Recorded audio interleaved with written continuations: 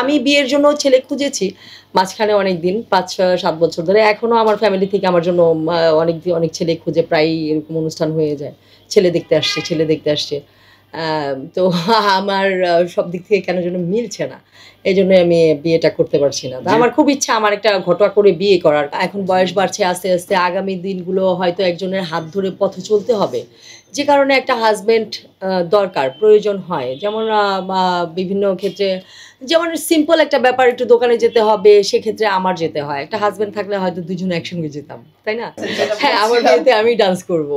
Right. আপনার সংসার জীবনে কেমন ছেলে পেলে আপনি বিয়ে করবেন? ওহ মাই গড! না, অবশ্যই আমার সমবয়সী তো হতেই হবে। হয়তোবা আমার থেকে ২, ৪, ৫ বছরের সিনিয়র হতে হবে।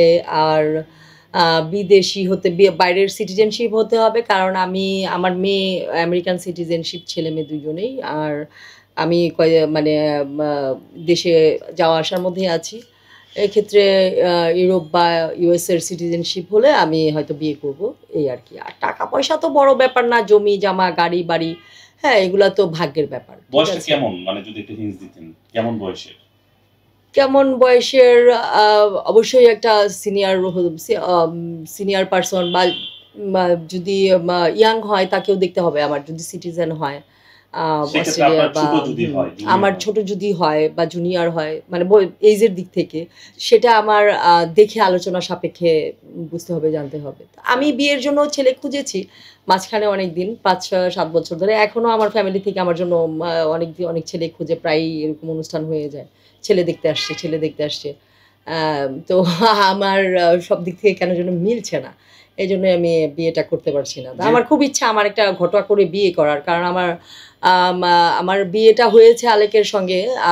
আমার প্রায়ত হাসব্যান্ড, অনেকেই জানেন না হয়তো, আলেক ছিল। অনেকেই রিউমার করছে যে আ আমি আলমের অফিসে আসার সঙ্গে, সঙ্গে আলম বলল যে আমি একটা রিউমার শুনেছে। আসলে যেদিন আমি আলেকজান্ডার বোকে ছেড়ে দিয়েছি, আমাদের ডিভোর্স হয়ে গিয়েছে। আমাদের সঙ্গে খুব ভালো সম্পর্ক ছিল। বাট তারপরে থেকে আমি ওকে কোনোদিনও খোঁচাইনি, কোনোদিন কথা বলারও চেষ্টা করিনি, কোনোদিন ফোন করারও প্রয়োজন মনে করি নাই। আমার বাচ্চাদেরকে নিয়ে আমি নিজে একাই ভালো আছি।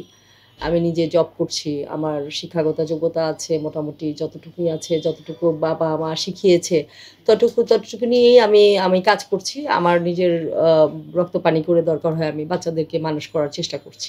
বাবা হিসাবে আলেক সাহেব কি কোনো খোঁজ খবর নিচ্ছে না, কিনা? না, না, না। ভরণ-পোষণ দিচ্ছে কিনা না, না। সন্তানদের? ছোটবেলা থেকে আমার মেয়ে তখন ১ বছর বয়স ছিল। ছেলের ৬ মাস বয়স ছিল। তখন থেকে আমি একাই আমার ছেলে-মেয়েকে নিয়ে, আমিও তখন ছোট ছিলাম। ওই একসঙ্গে ৩ জন বড় হচ্ছি, এই আরকি। আমি কারো কাছ থেকে কোনোদিন হেল্প নেইনি। আমার আব্বু কোনোদিন আমাকে শিখায়নি। আমার আব্বু ঢাকা কালেক্টরের কোর্টের ডিসি ছিল। ম এমডি হাসান আলী প্রয়াত। তো আব্বু অনেস্টি নিয়ে সারা জীবন চলেছে। আব্বা সবসময় এতটাই অনেস্ট ছিল, আব্বা সেলারির থেকে ৳১ কোনোদিনও ঘুষ খেত না। আম এরকম আরকি। তো আমি আব্বার কাছ থেকে একটা জিনিস শিখেছি, অনেস্টিটা শিখেছি। অনেস্টির বাইরে আমি যেতে পারব না। যেটা লোকচক্ষে খারাপ, সেটা আমি যেতে পারব না। আচ্ছা আপু, আপনি আপনার এক্স হাজবেন্ডের কথা বলছিলেন, আলেকজান্ডার বউ, উনি আপনার ছেলে-মেয়ের কি খোঁজ খবর নেয় কিনা, বা আপনি? না, না, এটা শুরু থেকেই আমি কোনো খোঁজখবর নেইনি, কোনো খোঁজখবর নেয়নি, আমি কোনো খোঁজখবর দেইওনি। আচ্ছা, বিয়ের বিষয়টা যে বললেন, তার মানে না, আমি তখন থেকেই তো বিয়ে করার জন্য রেডি ছিলাম, প্রস্তুত ছিলাম। কিন্তু আমার ফ্যামিলি তখন ভাবছে যে আমি বাচ্চা-কাচ্চা নিয়ে একটু প্যারায় আছি। তো বাচ্চা-কাচ্চা নিয়ে টেনশনে আছি, চাপে আছি, এরকম। তা আমিও বাচ্চা-কাচ্চা নিয়ে চাপে ছিলাম, টেনশনে ছিলাম। এখন বেবিরা মোটামুটি বড় হয়ে গেছে, আমি একটু ফ্রি। হ্যাঁ, এখন বয়স বাড়ছে আস্তে, আস্তে। আগামী দিনগুলো হয়তো একজনের হাত ধরে পথে চলতে হবে। যে কারণে একটা হাসব্যান্ড দরকার, প্রয়োজন হয়। যেমন বিভিন্ন ক্ষেত্রে, যেমন সিম্পল একটা ব্যাপার, একটু দোকানে যেতে হবে, সেক্ষেত্রে আমার যেতে হয়। একটা হাসব্যান্ড থাকলে হয়তো দুজনে একসঙ্গে যেতাম, তাই না? এটাই হচ্ছে মূল বিষয়। তো একটা হাসব্যান্ড ইম্পোর্টেন্ট। আপনারাও দেখেন, আমরাও ফ্যামিলিগতভাবে দেখছি। দেখা আমাদের এবার ধুমধাম করে এমনভাবে একটা বিয়ে হওয়া চাই যেন সবাই জানে। হ্যাঁ, এই লুকোচুরি আমার কাছে ভালো লাগে না। আমরা চাই আপনার বিয়ে খেতে। হ্যাঁ। দর্শকরাও সেটাই জানতে চাচ্ছে। হ্যাঁ, আমার বিয়েতে আমি ডান্স করব। রাইট। তাহলে আপনি যেটা বলছিলেন যে আপনার জুনিয়ররাও আপনাকে নিয়ে স্বপ্ন দেখতে পারে তাহলে। হ্যাঁ, স্বপ্ন দেখলে অবশ্যই আমরা জানবো। হ্যাঁ, আমরা তাকে দেখব। যদি আমার সঙ্গে মানানসই, আমার তো একটা শর্ত থাকলোই। আমার সিটিজেনশিপ লাগবে। বাইরের ইউএস অথবা ইউরোপের সিটিজেনশিপ লাগবে। তাহলে অথবা অন্য কোনো প্রবাসী, সৌদি, অন্য কোনো- মিডল ইস্টের হলে হবে কিনা? সৌদি, দুবাই, বা বাহারাইন এইসব কান্ট্রি? না না, আমি তো আমার মেয়ে তো আমেরিকান সিটিজেনশিপ, ছেলে মেয়ে দুইজনেই, যে কারণে আমি তো প্রায়ই আমার আমেরিকাতে যেতে হচ্ছে, ওদেরকে নিয়ে যেতে হচ্ছে, নিয়ে আসতে হচ্ছে। এই ক্ষেত্রে আমার যদি আম, আহ, আর অথবা সৌদি দুবাই হতে পারে, তাদের সঙ্গে আমার বসতে হবে, কথা বলতে হবে, এটা বেশি কষ্ট হয়ে যাবে। আপনি না তাকে হোক আবার একটু- আমার আপনি না হোক একটু হ্যাঁ। ভিন্ন পথে গেলেন, মানে আচ্ছা আপু, বিষয়টা কি উল্টা হওয়া যায় না যে আপনি একজন ছেলেকে পছন্দ করে বিয়ে করে আপনি সব আমেরিকায় চলে গেলে না, সেটা একটু কষ্ট হয়ে যাবে। হ্যাঁ, সেটা একটু কষ্ট হয়ে যাবে। অনেক মানে ইয়ার খরচারও ব্যাপার, এটা একটু কষ্ট হয়ে যাবে। আমি চাচ্ছি যে রেডি থাকলে আমার আর কষ্টটা হলো না। হ্যাঁ, রেডি থাকলে আমার আর কষ্টটা হলো না। একটু ফানি হয়ে গেল দুবাই না? ট্রানজিট নিয়ে আপনার হ্যাঁ। কোনো দুবাই প্রবাসী বা সৌদি প্রবাসী, আপনি ওখানে ট্রানজিট নিয়ে আপনার মেয়ের কাছে গেলেন। হ্যাঁ, এটাও হয়, রাইট। এটা আমরা আলোচনা সাপেক্ষে বসতে পারি। যদি কেউ ইন্টারেস্ট থাকে তাহলে অবশ্যই প্রস্তাব দিতে পারে। আচ্ছা, আপনি যেহেতু বললেন যে আপনার চাইতে বয়সে 5 বছরের বড় ছেলে, না, 5 বছরের বড় হতে তাহলে পারে, আপনার 5 বয়সটা বছরের কত? ছোট এটা হতে বলতে পারে। চাচ্ছিলাম। এটা যারা দেখবে তারা গেস করে নেবে। আপনাকে তো 20 বছর 25 বছর লাগে। না, এটা বললেই তো হবে না, সিনেমাটা হিসাব করবে, অনেকে হিসাব করবে। থেকে একেবারে 3 গুণ কম ছেলেরাও দেখে গেছে আপনার অফার দিতেছে, তখন তো আপনার আরো কষ্ট হয়ে যাবে। 18, 20 বা 22 না, অফার দিলে অবশ্যই আমরা আলোচনা করব।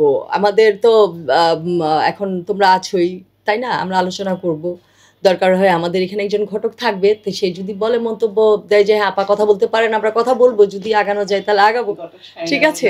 হ্যাঁ গত আমাদের যেহেতু আলম ভাই রয়েছে, হ্যাঁ রয়েছে।